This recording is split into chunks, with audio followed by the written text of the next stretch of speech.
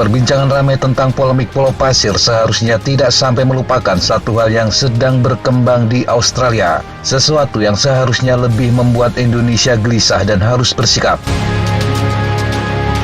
Situasi tersebut adalah rencana Amerika untuk menempatkan secara permanen armada bomber B-52 Stratofortress mereka di Australia. Pentagon disebut akan menempatkan 6 B-52 di pangkalan Angkatan Udara Tyndall, sekitar 300 km selatan kota Darwin, dan akan sangat naif jika mengatakan langkah itu tidak akan berpengaruh ke Indonesia.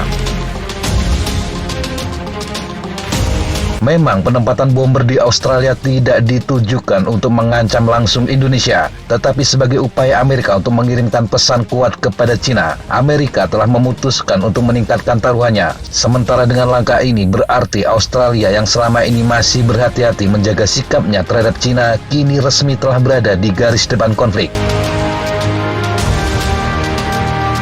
Penempatan B-52 juga akan menjadikan Australia semakin terbiasa dengan kekuatan nuklir. Sebelumnya, negara ini juga telah memutuskan untuk membangun kapal selam bertenaga nuklir bersama Amerika dan Inggris.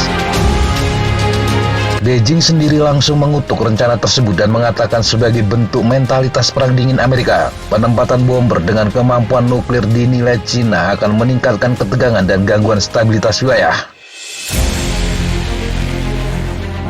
Dampak yang akan diterima negara-negara Asia Tenggara termasuk Indonesia akan jelas terasa. Penempatan B-52 berarti ketegangan akan sangat meningkat. Dan kini Indonesia tidak hanya harus menghadapi tingginya aktivitas militer yang panas di sisi utara tetapi juga di sisi selatan. Dan hembusan ketegangan dari dua arah ini bisa berbenturan dan membentuk pusaran tepat di Indonesia. Seluruh domain keamanan Indonesia akan terpengaruh, itu pasti. Indonesia harus menghadapi manuver militer di dua sisi di semua domain, terutama laut dan udara. Ketegangan yang meningkat juga akan merasuk ke sendi-sendi sistem ekonomi, politik, dan geopolitik. Indonesia memang telah menegaskan dirinya sebagai negara non-blok yang tidak akan memihak kepada negara manapun yang berkonflik. Tetapi masalahnya untuk netral butuh kekuatan dan keteguhan. Tanpa kekuatan atau pengaruh yang besar, sangat sulit sebuah negara akan bersikap benar-benar netral dalam sebuah konflik. Contoh jelas terlihat pada Cina yang menyatakan netral terkait perang Rusia di Ukraina. Dan sikap itu bisa dijalankan. Kenapa? Karena Cina memiliki kekuatan. Rusia sangat tergantung pada Cina. Sementara sisi lain, Beijing juga memiliki kekuatan untuk melawan tekanan Amerika dan Eropa.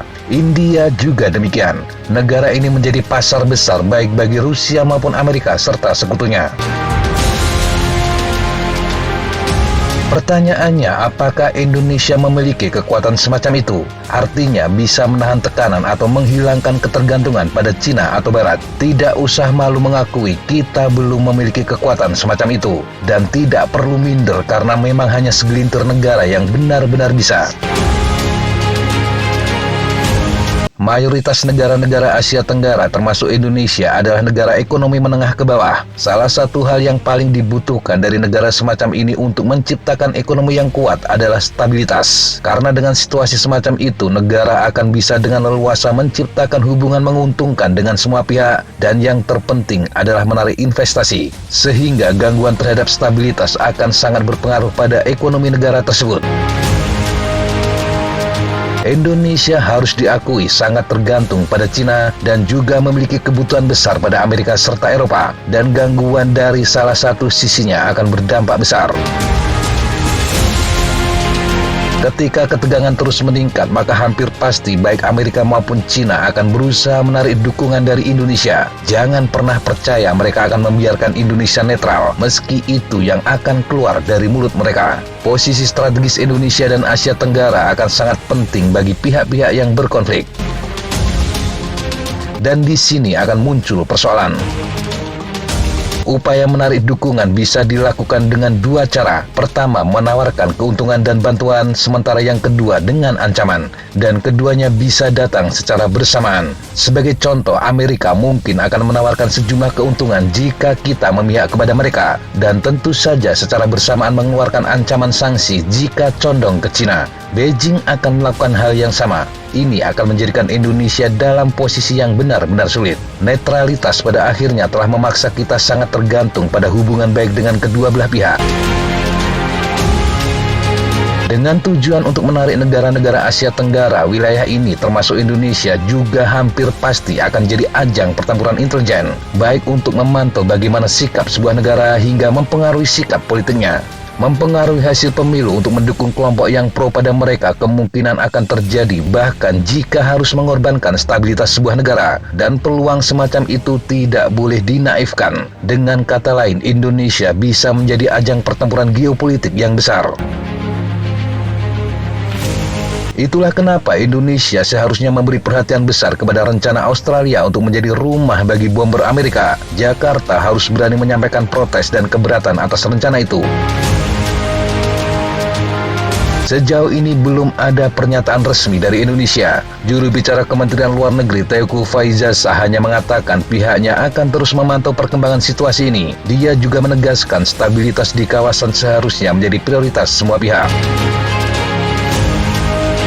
Australia dan Amerika hampir pasti menyadari akan ada keberatan dari Indonesia dan mereka akan berusaha keras untuk menjelaskan kepada Jakarta. Tetapi apakah protes Indonesia akan membuat B-52 batal ditempatkan di Australia masih harus dilihat. Tetapi saat Indonesia menyatakan keberatan dengan pembangunan kapal selam nuklir oleh Australia, hal itu sepertinya tidak berpengaruh banyak.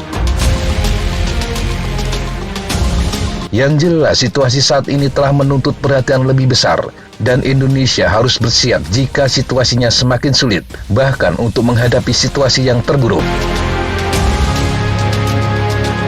Bukannya merendahkan negeri sendiri, tetapi mari menyadari dengan jujur bahwa kekuatan militer kita masih sangat lemah untuk bisa disegani dan menjadi kekuatan deterrence. Mari kita menyadari sistem ekonomi dan teknologi kita masih jauh dari mandiri. Mari terima kenyataan bahwa sistem politik kita masih dikacaukan dengan pemujaan dan kerakusan pada materi. Dan kita tidak boleh meyakini bahwa dunia sedang baik-baik saja agar bisa membangun benteng strategi yang tangguh. Akan menjadi kesalahan fatal dalam menyusun strategi jika kita meyakini perang antara Amerika dan Cina tidak akan pecah.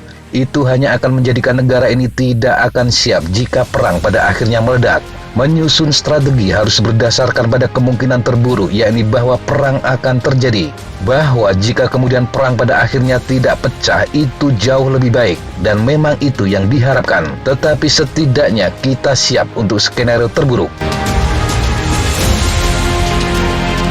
Jangan pernah mengatakan tidak akan ada perang dalam beberapa puluh tahun ke depan, tetapi juga jangan pernah berhenti berusaha untuk meredam agar perang itu tidak datang. Seperti yang sering diucapkan Civis Pacem Parabellum, jika Anda ingin perdamaian, maka bersiaplah untuk berperang.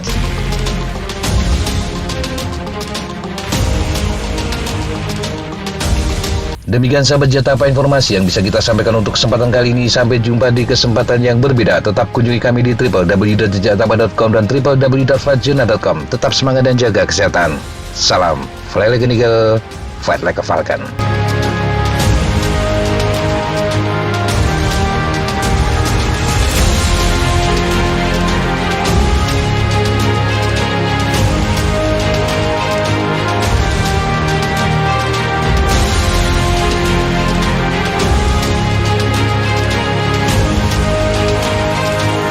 Looks like that's all I'm going to take today. Okay, sir. Thanks for coming. Have a good flight. Hey, thank you guys. Appreciate it.